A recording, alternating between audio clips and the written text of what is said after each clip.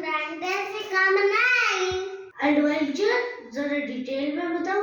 कभी कभी कृष्णा के कपड़े पर टाइट होते हैं, स्टिचिंग करते करते कपड़े और पड़ते हैं, बस बाइक और नहीं। अरे वाह, फिर मैं कहती हूँ मैडम फैशन और फंक्शन मिला रहने वाला है और टाइट कपड़ों सब फैशन कहते हैं। कस्टमर कैसे रिएक्ट करते हैं?